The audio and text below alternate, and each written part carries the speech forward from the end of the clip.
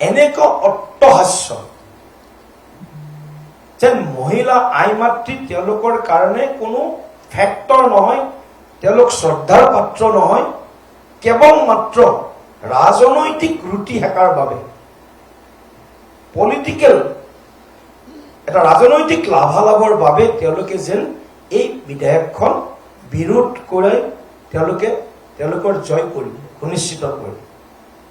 অৰ্থাৎ ন্যূনতম বা সামান্যতম শ্ৰদ্ধাও আই মাতৃ মহিলাৰ প্ৰতি কংগ্ৰেছ ইণ্ডি এলায়েন্সে প্ৰদৰ্শন নকৰিলে সংসদৰ ভিতৰত, সংসদৰ বাহিৰততো দেখিয়ে আছে, তেওঁলোকৰ বক্তব্যবিলাক শুনিয়ে আছে।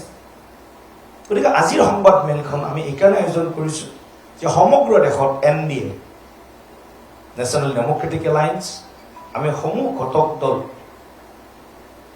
কংগ্ৰেছৰ এই নাৰী বিৰোধী, নাৰী শক্তি বিৰোধী নীতি আৰু স্থিতি,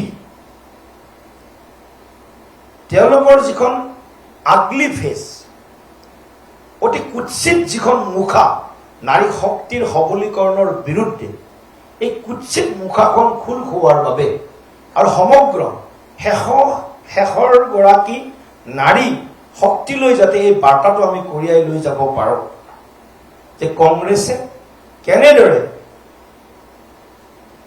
এই বিধেয়কখনক বিৰোধ কৰিলে, কেনেদৰে কংগ্ৰেছে দেশৰ আই মাতৃ নাৰী শক্তিক অপমান কৰিলে, আৰু কেনেদৰে আই মাতৃৰ উত্তৰণত কংগ্ৰেছ ইণ্ডি এলায়েন্সে বাধাৰ প্ৰাচীৰ হিচাপে থিয় হয়।